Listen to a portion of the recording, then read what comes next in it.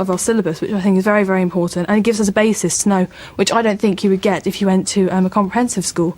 I go to many other places and I meet other people. I've met many Jews, many Muslims, many different people, and I've been able to get on with them due to part of like the teaching that I get at Catholic school, and also I just get on with them. They're still people at the end of the day, despite their faiths, and I think that's very, very important. I want to bring in Jay Lakhani. You've been listening to this debate. You're director of the Hindu Academy. Indeed, yes. What's your take? See, first of all, we hear the language tolerate people of other religion. We also hear the word now being bandied about saying learning to respect people of other religion. This is a red herring, because in reality what they mean is this: we are right and they are wrong, but we won't make a fuss about it at the moment.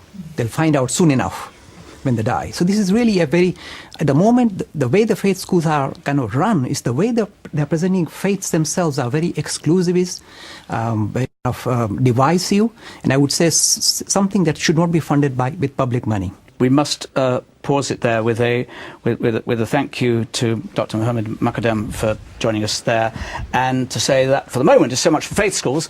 What about the rest of the state system? Is it time to change the law and make these schools truly secular? That's after the break.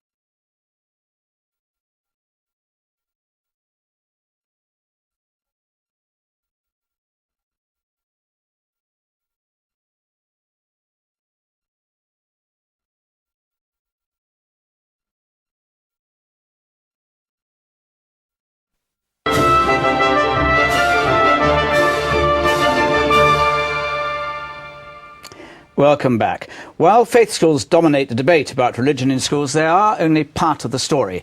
Faith is alive and well in the rest of the state system in the form of compulsory religious education and a daily act of collective worship of a broadly Christian nature.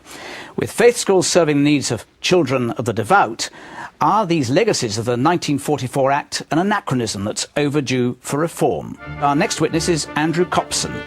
Andrew Copson is the Director of Education at the British Humanist Association, and he leads their campaign on religion in schools. No parent is required to send their child to participate in an act of collective worship at a state school, so what's the problem? Well, there are two problems. First of all, you say no parent is compelled to do so, but of course it is the parent's choice and not the child. There are plenty of children who are compelled to engage in religious worship, though they may not wish to do so. And the second problem is that really we don't believe that any parent should have to make the choice. Many parents, certainly the parents who come to us for advice, don't want their child to seem different, maybe feel marginalised and alienated in that way. Let me, on that, bring in Bishop Peter. You've got your faith schools. Why should everyone else be compelled to endure, if they don't want to, an act of collective worship? You seem to want your cake and eat it.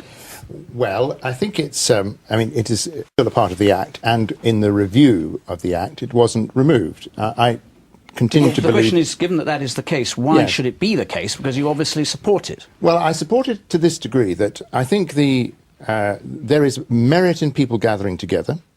There is merit in people experiencing worthship, that is, both of each other and of wider values that may be part of a tradition. And But in an this act of- country, it is a Christian tradition. But forgive me, an act of worship Yes. is, you could come up with all Yeah, sorts yeah. of definitions, but it's effectively an act of devotion or reverence to a supernatural deity. In the case of our schools, Yeah. A Christian deity. It's not getting together and saying how much you want to understand each other. No, that's right. And, I mean, of course, I've sat in many school assemblies. I've led many school assemblies. I fully accept that this is a very difficult issue. But I, at the same time, think that there is some merit in actually giving people space for reflection, even if at the end of the day they're not able to agree with or make the worship in the way that I might make That's it, for very example. interesting. You're not making a very powerful case by your own account for having an act of worship. You're making a good case for saying you should get together and reflect and participate in a communal event. Yes. Which is very different from what the law requires. Well, the law requires a broadly Christian perspective. You're almost saying, and I don't want to put words in your mouth, that you wouldn't object, actually, if a school said, well, actually, we want to have a humanist act of collective, whatever it would be, reflection. Well, as you know, I take the view that we belong to a Christian culture. I think we should never apologise for that. And therefore, in a sense, Muslim doesn't belong to a Christian culture. Hindu doesn't belong to a Christian culture. But the Jew doesn't belong to a cultural Christian culture. reality of this nation is a Christian culture.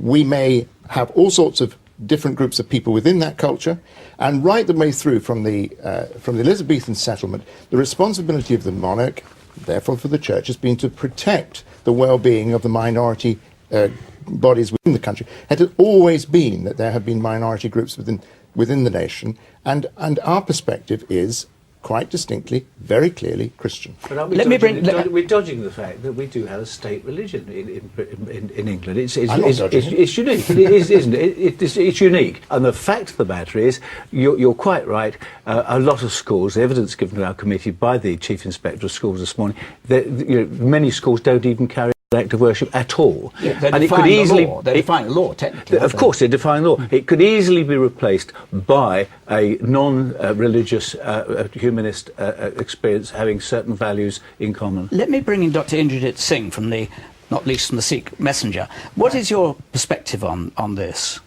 Well, first of all, can I just broaden it a little bit? Because everything we've heard this evening applies only to the Abrahamic religions. And we're being sort of pushed into that, where we're not there at all. I agree with many of the points Professor Dawkins makes. I agree with many of the criticism. But when you talk about faith, the Abrahamic faiths all have this in common. They are exclusivist. They all feel that they have a special relationship with God. With Sikhs, it is totally different. In that context, what would you do in this country, about the collective act of worship? Because it's clear that if Parliament wished to change the law, Parliament could change the law. It has, in fact, become virtually meaningless with people of different religions within the school, and it ought to be replaced by a common reflection on ethical issues. Let me bring in Catherine Weddell. Catherine Weddell, who's here. What's your thought? My feeling is that there should be collective reflection at school, that collective worship has no place in state secular schools. I agree with Professor Dawkins that indoctrination into a faith and the assumption that students are going to be of a certain faith is inappropriate. However, I agree wholeheartedly with our last speaker, who said that